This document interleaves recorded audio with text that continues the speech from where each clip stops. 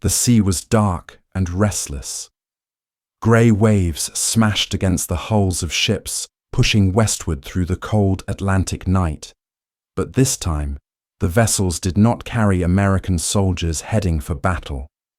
They carried their enemies, German prisoners of war, captured in the burning deserts of North Africa, were being shipped to a land they had only heard about in propaganda. Inside the steel bellies of the transport ships, thousands of young men sat in silence. The smell of salt and sweat filled the air. Some still wore the dust-stained uniforms of Rommel's Afrika Korps, their boots caked with Tunisian sand. Others carried only fragments of their old lives, a photograph, a medal, a crumpled letter from home. On the deck above, a US guard lit a cigarette, watching the endless grey horizon. "Crazy, huh?" he murmured. "We used to fight 'em in the desert. Now we're bringing 'em home." His partner exhaled smoke into the wind. "Guess America's got room for everyone, even Hitler's boys." Between 1942 and 1945, the United States brought more than 400,000 German soldiers across the Atlantic. Captured in North Africa, Sicily, and later in France, these men were prisoners of a war that had swallowed their youth. Britain's camps were overflowing, and Europe itself was breaking apart, so America agreed to take them in, not as guests, but as prisoners. A map of the continent could have told the story. From Texas to Iowa, from California to Georgia, hundreds of quiet dots began to appear. Each marked a place where a camp would rise. Rows of barracks surrounded by wire and wooden towers. By the war's end, there would be more than 1,200 of them, scattered across the heartland. A convoy rolled through the Texas heat. Dust swirled around the army trucks carrying the first groups of Germans. They stared through the slats of the trucks' wooden sides. Endless fields, blue sky, no ruins, no bombs. When the gates opened, they stepped onto American soil for the first time. A US captain waited by the fence. "You're in America now," he said to the senior German officer. "No more deserts, no more Afrika Korps. You'll follow our rules. You'll be fed. You'll work." The officer, still clinging to his rank, straightened his back. "We are soldiers," he replied, "not criminals." "Then act like soldiers," said the captain. "You'll find we treat you better than your own country did." The camps were orderly, almost peaceful, wooden barracks lined up in straight rows. The air smelled of pine, dust, and cooking bread. Guards watched from the towers, but few felt any need to shoot. Most of the prisoners had no thought of escape, not across thousands of miles of land where even the language was strange. Some joked that they had been captured by paradise. Here, there were no air raids, no Gestapo, no hunger. For the first time in years, they could sleep without fear. Night came quietly. Inside the barracks, the young men lay on thin mattresses, listening to the wind. One prisoner, barely 20, wrote by the dim light of a bulb. "Mother," he began, "I am alive. They have brought us to a place called Texas. The guards do not shout. The food is enough. I do not know how the war will end, but here I have time to think. Sometimes, when the wind blows across the fields, I forget that I am a prisoner." He folded the paper carefully and set it aside. Outside, the barbed wire shimmered under the moonlight, stretching across the empty land like a silent reminder of another world. While battle raged across Europe, these men found themselves among the very people they had been taught to hate. Farmers, shopkeepers, families, Americans who saw them not as monsters, but as men. Slowly, something began to change. Inside those fences, the first cracks appeared in the walls, built by propaganda and fear. The war was not over, but for these men, the fight was no longer only against the Allies. It had turned inward, a struggle of belief, memory, and survival, and it was only beginning. Morning sunlight spilled across the Texas plains. The wind carried the smell of dry grass and diesel as trucks rolled into camp. Inside the wire fences, thousands of German prisoners were already awake. The bugle had sounded at dawn, the same sharp note that once called them to battle, now calling them to breakfast. In the long wooden mess halls, the air filled with voices. Metal trays clattered. Steam rose from pots of oatmeal and black coffee. For some, the smell of hot food alone felt like a miracle. A soldier from Hamburg stared at his plate in disbelief. "Eggs," he whispered. "We haven't seen eggs since 1941. His friends smiled bitterly. Maybe we chose the wrong side. At first, many prisoners expected cruelty. They had heard stories that Americans would starve them, humiliate them, force them into hard labor. But the reality was confusing. Here, there was order, there was food, there were rules that made sense. A sergeant shouted in English for the lines to form, and they obeyed without protest. The guards were young, polite, and mostly bored. Some barely older than the men they were guarding. A few smiled, even joked. The war that had divided them seemed far away from the wide blue sky above the Texas camp. After breakfast, groups were assigned to work details. Some were sent to the fields to pick cotton under the heat. Others repaired fences, cut wood, or built barracks for new arrivals. Under the Geneva Convention, prisoners could work, as long as it wasn't for the war effort. And America needed workers. Millions of men were fighting overseas, leaving farms short-handed. The prisoners soon found themselves part of the land itself. In small towns across the Midwest and South, German POWs harvested crops, fixed roads, and cut lumber. They were paid a few cents a day, often in paper coupons that could buy cigarettes, candy, or soap at the camp store. A young guard from Oklahoma once watched a line of prisoners picking tomatoes on a local farm. He laughed and said, "Never thought I'd see the day when Hitler's army was feeding Kansas, but not everyone in America welcomed them." Some farmers refused to have Nazis working on their land. Others, still mourning sons lost in Europe, couldn't bear the sight of the men who had worn the same uniform as their enemies. Yet, over time, suspicion began to soften. The Germans were polite, hard-working, grateful, and most of them, it turned out, were just boys. In Iowa, a farmer's wife once left a jug of cold water by the field fence. A prisoner raised his cap in thanks. By the end of the summer, she would bring sandwiches too. They could not speak much to each other, but smiles were enough. Inside the camps, life followed a rhythm. Every morning, the roll call. Every evening, the curfew. Between them, the hours passed in labor, reading, letters home, and endless talk about the future. For some, the boredom was worse than fear. For others, it was the first time they had been allowed to breathe. One prisoner, Hans Becker, had been a schoolteacher before the war. He began holding informal classes under a tree behind the barracks, teaching English to his fellow prisoners, using scraps of paper and army pamphlets. Soon, hundreds joined.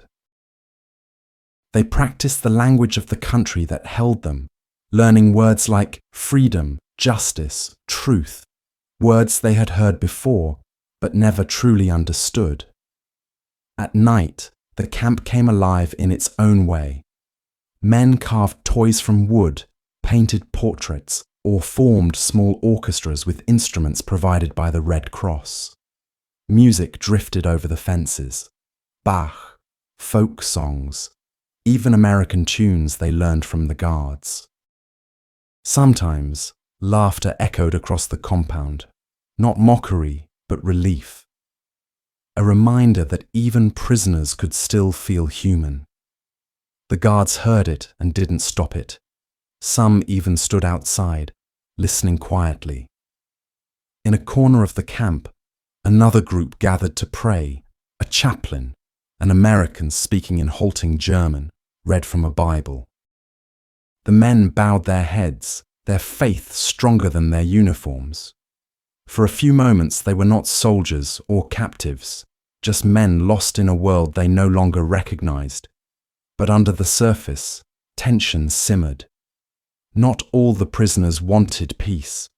Some were loyal Nazis, fanatical and unbroken. They saw friendliness toward Americans as betrayal.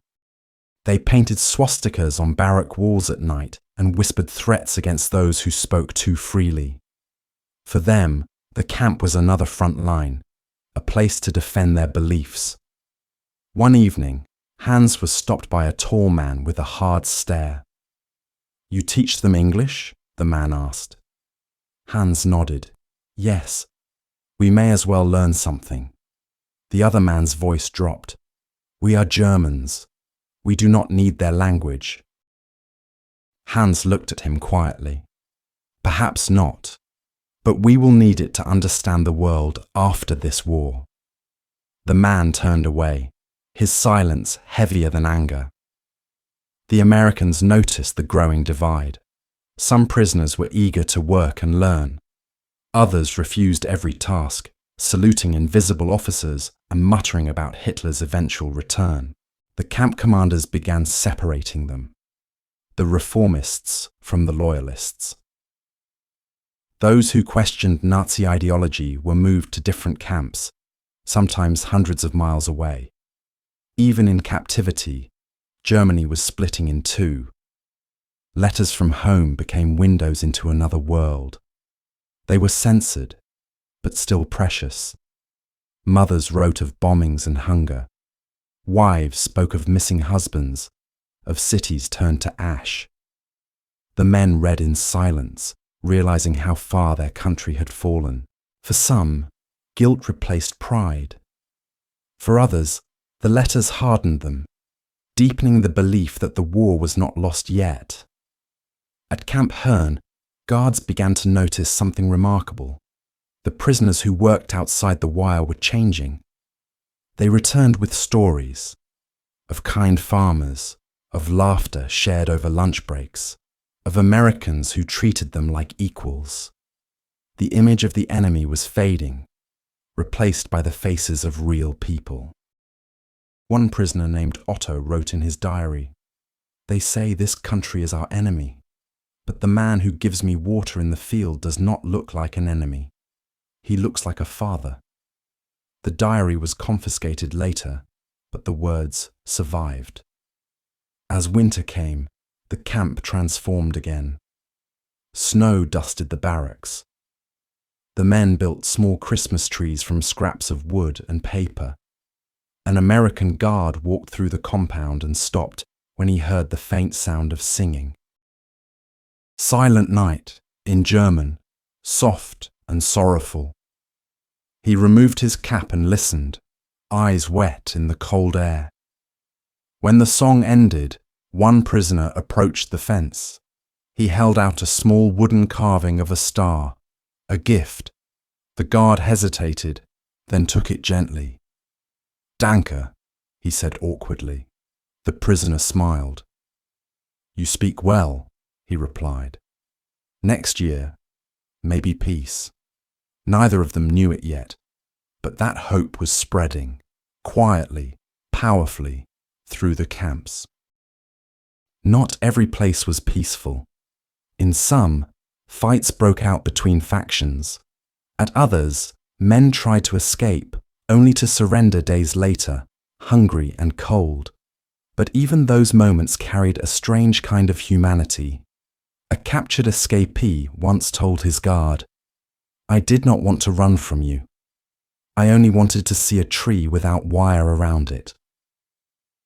By 1944, German POWs had become part of the American landscape.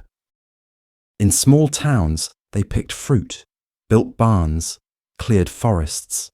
Children watched them from a distance, curious rather than afraid.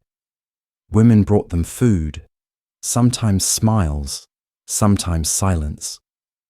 War had divided nations, but within the fences, something unexpected was being born: understanding. And for the prisoners themselves, that understanding was dangerous. To question Hitler's words was treason. To see kindness in the enemy was betrayal. Yet more and more of them began to wonder if the war they had fought was built on lies. Hans, the teacher, sat one evening beneath the stars with another prisoner. "Do you think we will go home soon?" the younger man asked. Hans looked at the wire glinting in the moonlight. "When the truth goes home first," he said, "then we will follow." The months turned to years. Camps filled and emptied as prisoners were moved across states: Texas to Nebraska, Oklahoma to Alabama. The rhythm of life repeated: work, eat, write, wait. For some, it was punishment. For others, it became education, reflection, even redemption. The war was still raging in Europe, but inside the American camps, the fighting had changed. It was no longer fought with rifles, but with ideas. And the battlefield was every man's heart. Spring arrived in the camps like a rumor. The air grew warm again, the soil soft underfoot, and the endless hum of insects replaced the clanging of winter pipes. For the prisoners, it was another year of waiting, but not the same as before. Something inside the fences had begun to shift. Newspapers filtered through the camps, censored and controlled, but words still found their way in. Whispers spread from man to man. The Allies advancing in Italy, bombings over Berlin, the Eastern Front collapsing. Some read every scrap of news with clenched jaws, refusing to believe. Others stared silently at the headlines, their faces pale, realizing that Germany's war was slowly dying. For many, the first cracks had already appeared. They had seen kindness from their guards, generosity from farmers, fairness in rules that treated them as human beings. Those small mercies worked like seeds planted in tired minds. And now, as rumors of defeat grew louder, those seeds began to bloom. Into confusion, into guilt, into doubt. Hans Becker, the schoolteacher, had become something of a leader among the men who questioned. He still taught English classes in the afternoons and spoke often of what he called the after. He said, "One day the war will end, and then what? If we return as blind followers, we will build the same ruins again." Some nodded, understanding. Others turned away, muttering. In one corner of the barracks, a group of hard-faced men watched him with cold eyes. They called themselves Die Treuen, the faithful. To them, Hitler was still the Führer, Germany was still glorious, and surrender was unthinkable. Even behind barbed wire, they believed themselves soldiers on a mission to protect the honor of the Reich. One night, as the camp slept, symbols appeared on the barrack walls, black swastikas drawn with charcoal, and beneath them, words in jagged German, Verräter sterben. Traitors die. The guards saw them at dawn and ordered them erased, but the message remained, burned into memory.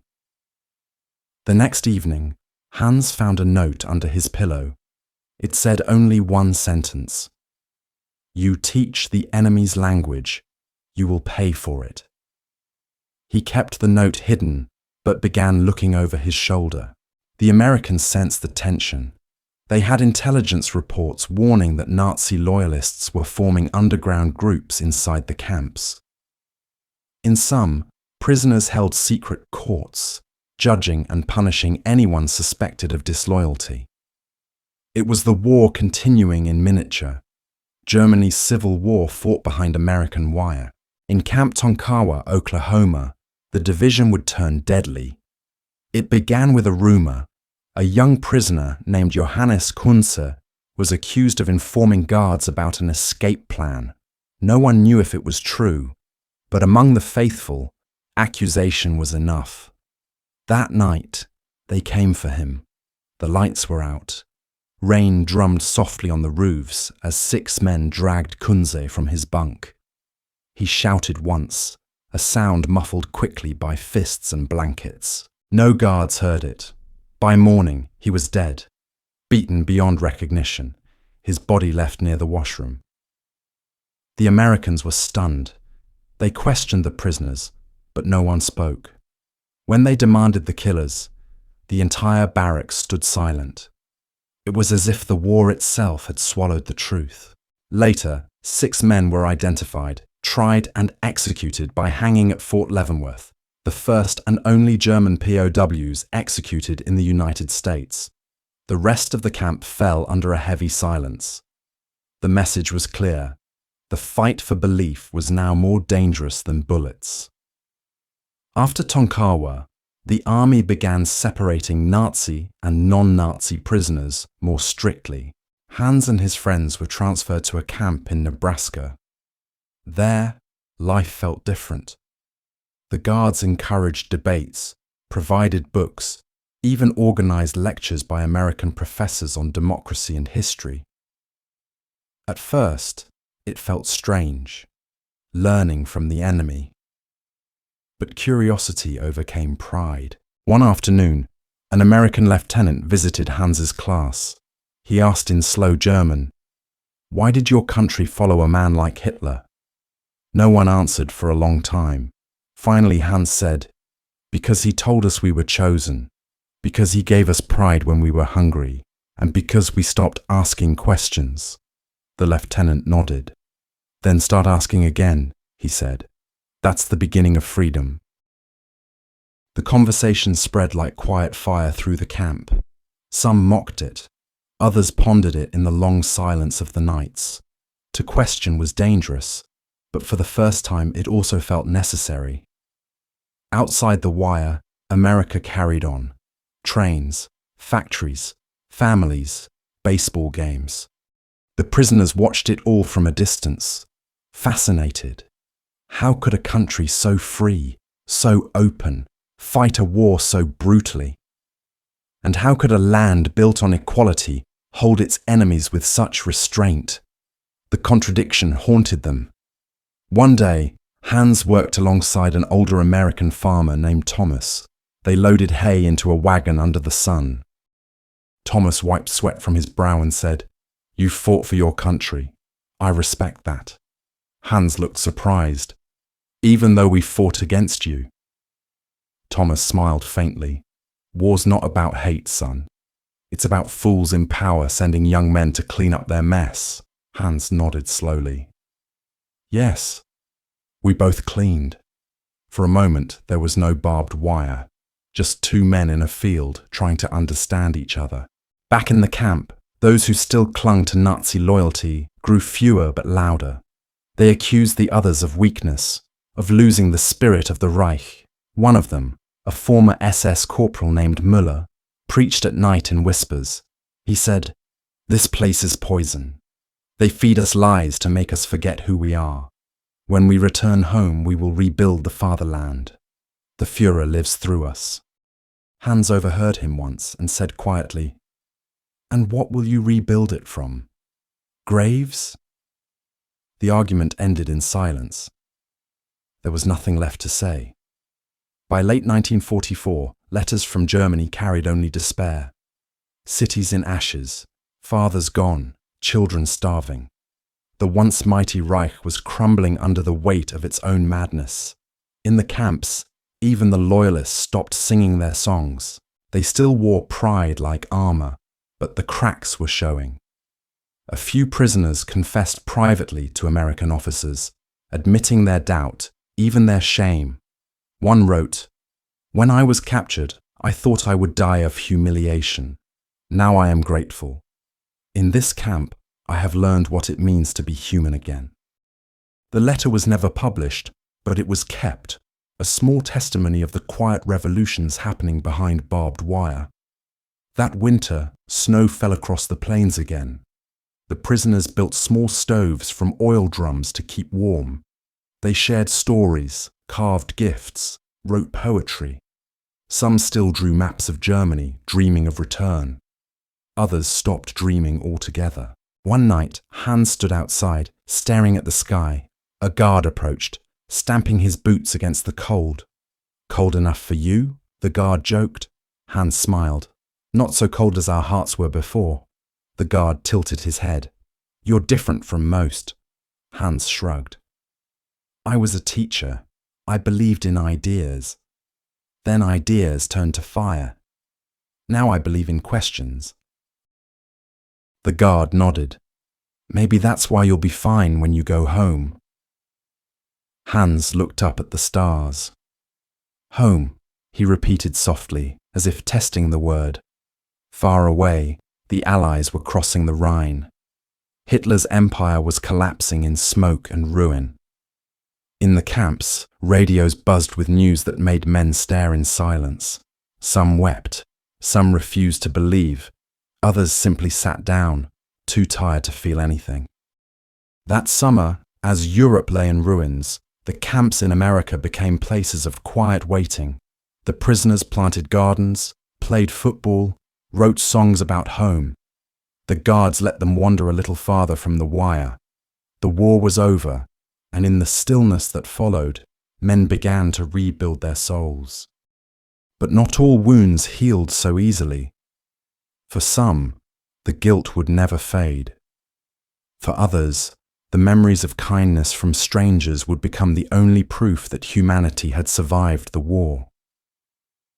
The barbed wire still stood, but its meaning had changed.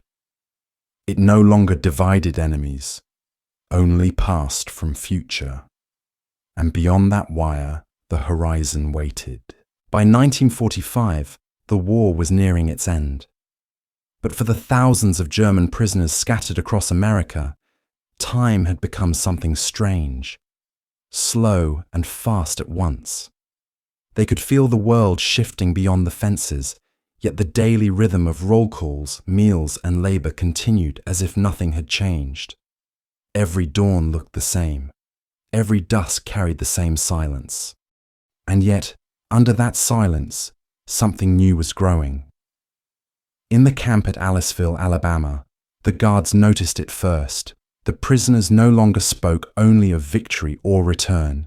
They talked of after, of rebuilding, of living without war. The idea seemed impossible only a year earlier. Now it spread like a quiet rebellion. Letters from home told stories of ruins and hunger.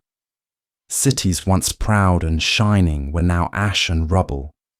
Fathers gone, brothers missing, mothers scavenging for bread. The men read these words with eyes that no longer burned with patriotism, but with grief. Hans Becker, the former teacher, had become a leader of sorts among the new thinkers. He spent his evenings writing long essays by candlelight, his handwriting small and precise. He wrote about peace, about democracy, about what it meant to be German when Germany itself had fallen into darkness. Some guards read his papers in secret. They didn't know whether to be proud or pity him. He often spoke to groups after work. "We cannot change what we have done," he said softly, "but we can decide what kind of men we will be when we leave this fence." To some, he was a prophet. To others, a traitor. But even those who still clung to the dream of the Reich began to listen, quietly, guiltily, like men afraid to wake from a nightmare. At night, the camp was full of whispers. Rumors moved faster than mail. That Hitler was dead, that Berlin had fallen, that the Americans were preparing ships to send them home. No one knew what to believe. Then came April 30th, 1945. The rumor of Hitler's death reached even the farthest camps. It spread from mouth to mouth like wildfire. First disbelief, then shock, then a silence so deep it felt like the world itself had stopped breathing. For years, he had been their God, their father, their cause. The news reached Hans as he was teaching English verbs. He stopped mid-sentence, looking at the faces around him. pale, uncertain, hollow. "Then it is over," he whispered. That night, some men prayed, others wept. A few shouted that it was a lie, but even they sounded tired. The next morning, the guards found the camp strangely quiet. No one sang, no one argued, only the sound of boots on gravel as men walked to breakfast, eyes low. When Germany surrendered on May 8th, the war that had devoured the world finally ended. In the camps, the American flag fluttered while the prisoners stood in stunned silence. Some saluted out of old habit. Some turned away. A few dropped to their knees, not out of loyalty or sorrow, but relief. That day, something invisible dissolved. The wall that had divided captor and captive. The guards didn't cheer. They simply stood there, sharing the same stunned stillness. War had defined their lives for years, and now it had vanished like smoke. After the announcement, the camp commander gathered the prisoners. He spoke through a translator. "The war is over. You are no longer enemies of the United States. You are now guests of peace." The words sounded almost holy. Men who had spent years behind wire fences stared at each other, unable to understand what peace even meant anymore. The weeks that followed were filled with change. The barbed wire still stood, but its meaning shifted. Guards opened gates more freely. Prisoners worked without supervision. Some were even allowed into nearby towns to help rebuild barns or repair roads damaged by storms. The Americans treated them with trust, and trust was something none of them had known for a very long time. In Alabama, a farmer named James Cooper hired a group of prisoners to help with his spring planting. Among them was Otto, who had once written that Americans did not look like enemies. When the job was done, Cooper shook his hand and said, "Good work, son. You did fine." Otto stood frozen, not knowing how to answer. The man who had called him enemy a year ago now called him son. Not all men accepted the new peace. Some refused to work, refused to smile, refused to believe. They whispered that the Allies had forged the surrender, that the Führer still lived, that vengeance would come. But each week, as the newspapers arrived, showing photos of ruined Berlin, of Hitler's bunker, of bodies, the voices grew weaker. Reality was a slow knife, and it cut through delusion without mercy. Hans tried to comfort even them. "The truth," he said one night, "is the only thing that can set us free. Not armies, not flags, not lies, only truth." One man spat at his feet and walked away. Hans simply looked up at the sky and murmured, "He will learn." For the Americans, the prisoners were becoming something unexpected. A mirror. Guards who had once cursed the Nazis began to see faces instead of uniforms. They saw boys who loved music, who missed their mothers, who dreamed of going home. Some even shared meals, laughed together, played soccer. When the officers found out, they issued warnings, but few cared. The war was over, and no order could undo the simple fact that everyone was tired of hate. In many camps, the prisoners built memorials for their dead. Simple wooden crosses marked with names and dates. Some planted flowers around them. The Americans helped them dig the ground. There was no distinction between sides anymore. Only men burying the ghosts of what had been. One day, Hans received a parcel from home. Inside was a single photograph, his village in ruins, the church steeple broken, the school burned, the street where his students once played now empty. He stared at it for hours, his hands trembling. Then he walked to the camp library and took out a book on American democracy. He read it slowly, word by word, as if searching for the blueprint of a new world. He began teaching classes again, this time about rebuilding, how nations rise not with guns, but with truth and patience. By summer, the prisoners began to hear about denazification in Germany. Would they be judged as soldiers or as criminals? Would their families forgive them? Hans gathered them and said, "We must go home not as defeated men, but as witnesses. We have seen freedom from the inside of a fence. That is worth something." Some nodded, some did not, but the idea took root that they could carry home something the Reich had tried to destroy: humanity. In August, when the news of Japan's surrender reached the camps, the prisoners stood silently again. The Second Great War of the century had ended. No cheers, no celebration. Only the deep exhaustion of men who had seen too much. The world had survived, but at a cost none of them could measure. That autumn, American officials began arranging transports. The men packed their few belongings: letters, carvings, small wooden toys, photographs of guards they now called friends. Before leaving, some cut pieces of barbed wire to keep as a reminder. One prisoner told a guard, "This wire kept me from running, but it also kept me from forgetting." The first trains left in October. As they rolled away, the guards stood on the platforms, saluting. Some prisoners leaned from the windows, waving, shouting, "We will never forget!" It was not the farewell of enemies, but of men who had shared a strange kind of peace together. Hans left on the last train out of Alabama.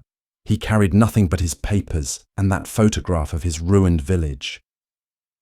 As the camp disappeared behind the horizon, he closed his eyes.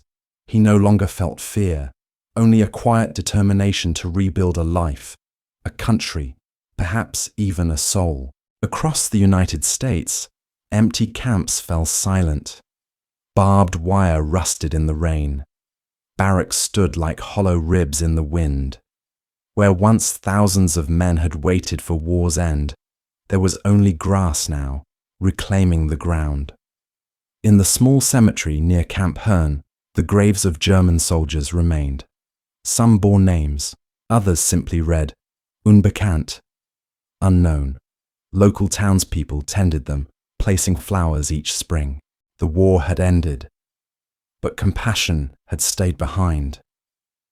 Years later, when Hans wrote his memoirs, he described his time in America not as captivity, but as transformation. He wrote, "Behind the wire, I learned the meaning of freedom. I saw that the enemy I had been taught to hate was only human, and so was I." He became a teacher again, not in a classroom, but in life. He spoke to young Germans about what he had seen, what he had learned. He told them that freedom was not a gift, but a responsibility. And when he died, his students placed on his grave a small wooden carving, a star, just like the one he had once given to an American guard one Christmas night long ago. The war was over, but in the hearts of those who lived behind barbed wire, the battle between hatred and understanding had already been fought, and quietly won. The journey home began with the sound of iron wheels and the scent of coal smoke. Train after train crossed the wide American plains, carrying men who had once marched under the swastika. Now they were silent, watching the landscape of a country that had been both their prison and their teacher fade into distance. No flags, no speeches, just the quiet rhythm of rails and the thought of what awaited them across the ocean. Just the quiet rhythm of rails and the thought of what awaited them across the ocean. The trains rolled north toward the ports, New York, Boston, Norfolk. There, the prisoners boarded grey troop ships, once used to carry American soldiers to war. Now they carried the defeated home. As the ships pulled away from the harbour, the men crowded the decks, staring at the receding skyline. Some murmured farewells under their breath. Others stood motionless, unsure what to feel. A few whispered, "Goodbye, America," as if leaving behind not a country, but a chapter of themselves. The voyage was long and heavy with silence. The sea stretched endless and grey, mirroring their thoughts. They spoke of families, of homes they barely remembered, of futures they feared to face. One man confessed, "I do not know if my house still stands." Another said, "I do not know if my wife still lives." No one had answers. Hans Becker, now thinner, older, and quieter, spent his days writing in a small notebook. He wrote about the guards who had shared coffee with him, the Texas sun, the cotton fields, the laughter that had once drifted over barbed wire. He wrote about freedom, not the political kind, but the kind that grows when hatred finally dies. At night, he stood on deck, staring into the dark horizon. He thought of the Americans, of the young sergeant who had taught him baseball, of the farmer who had called him son, of the chaplain who had prayed in broken German.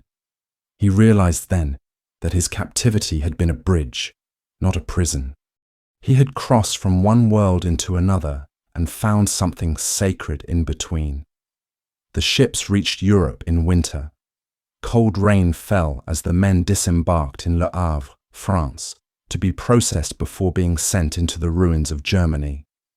They expected to find the same land they had left behind, proud, defiant, eternal. Instead, they found ashes. Cities were unrecognizable. Whole neighborhoods flattened into grey wastelands.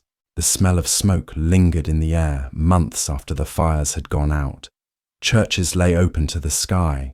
Railways twisted like broken bones. In the silence, they could almost hear the echo of all that had been lost. When Hans reached his hometown, he did not recognize it. The school where he had once taught was a shell of stone and rubble. The street where he had grown up was gone. He found his mother in what had once been their basement, living among fragments of furniture and memory. She wept when she saw him, not from joy, but from shock that anyone had survived. That night, sitting beside the small fire, she asked softly, "Was it terrible in the camp?" Hans looked at her, the words catching in his throat. He thought of the fields, the laughter, the stars beyond the fence. "It was strange," he said finally. "I went there a soldier. I came back, a man." The next morning, he walked through the ruins of the town. Children played among broken stones. Old men searched for nails and scrap metal. The air smelled of hunger. But somewhere, faintly, he heard a church bell, a sound that meant life was beginning again. In the months that followed, returning prisoners scattered across Germany. Some returned quietly to their villages, ashamed and broken. Others sought work, any work, to rebuild what was lost. But among them, something new stirred, a quiet, reflective spirit born not of victory, but of defeat understood. In Stuttgart, a group of former POWs gathered in a half-collapsed warehouse. They began organizing small community schools, inspired by what they had seen in America. They taught democracy, fairness, discussion, ideas once forbidden. Hans joined them, teaching English again, but this time not as survival, as a seed for a different future. One evening, a young man asked him, "Why do you speak of freedom when we have none?" Hans smiled faintly. "Because freedom begins long before the gates open." In other towns, men who had once worn Nazi insignia now helped form new local governments. They spoke not of power, but of responsibility. They built churches, libraries, even music clubs in bombed-out basements. They had seen another world behind wire, a world where even enemies could share a meal, a song, a dream. They wanted to bring a piece of that world home, but not everyone accepted them. Some called them collaborators, weaklings, or cowards. Families of the dead resented that these men had survived. The returning soldiers carried not medals, but memories, heavy ones. At night, they woke to the sound of phantom sirens and the hum of bombers that no longer flew. Hans wrote letters to his former guards in America. Most went unanswered. Too far, too late. But one day, a reply arrived. It was from Sergeant Miller, the young guard from Alabama. He wrote, "I remember you, Hans. I remember how you taught the others, how you never lost your calm. I think you taught me more than I taught you." Hans read the letter again and again until the ink smudged under his fingers. Hans read the letter again and again until the ink smudged under his fingers. He began keeping the letter in his pocket wherever he went. To him, it was proof that even across oceans and wars, humanity could still recognize itself. Years passed. The Germany that rose from the ruins was not the one they had fought for. It was humbler, quieter, and in many ways, wiser. And in that rebuilding, the voices of the former prisoners echoed softly. They became teachers, architects, politicians, and fathers. They carried with them the lessons of the camps, the strange, inverted classrooms of the heart. In the early 1950s, Hans was invited to speak at a new school built on the site of his old one. The students were children of war, too young to remember bombs, but old enough to live in their shadow. He told them, "You must never let your minds be taken prisoner. That is where freedom begins, in your thoughts." When he finished, there was silence, then applause. Outside, the bells rang again. Across the ocean, the sites of the old POW camps faded into the landscape. Grass grew over the parade grounds. Only the cemeteries remained, cared for by local Americans who refused to let memory die. Children played near the old fences, not knowing that once thousands had stood there dreaming of home. Sometimes, travelers stopped to read the plaques. Here were held German prisoners of war, 1943, 1946. Many found friendship. All found peace. The words were simple, but they carried the weight of history. In 1960, Hans returned to the United States as part of a cultural exchange program. He visited the remains of Camp Hearn. The barracks were gone, replaced by open fields and wildflowers. He walked through the grass slowly, tracing invisible lines where fences had once stood. The air smelled of rain and soil. For a long time, he stood still, eyes closed, listening to the silence. Then he knelt and placed a small wooden carving, a star, shaped like the one he had once given a guard so many years before. "Into the earth," he whispered, "for the ones who never forgot." And then he smiled, not with sadness, but with peace. When he flew back to Germany, he wrote one last entry in his journal. "I was once a soldier of a broken nation, but America taught me that fences can hold men, not hearts. The real war was not won with guns, but with kindness. And though I was a prisoner, I left my hate behind those wires." In the decades that followed, the story of the German POWs in America faded into history books and museum displays.